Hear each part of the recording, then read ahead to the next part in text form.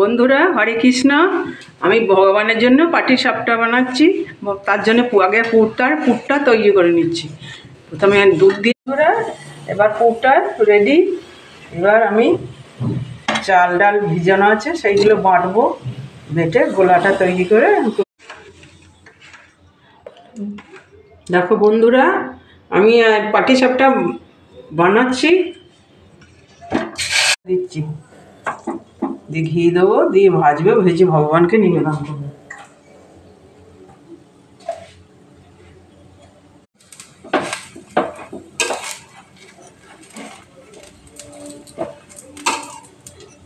Radhe Radhe,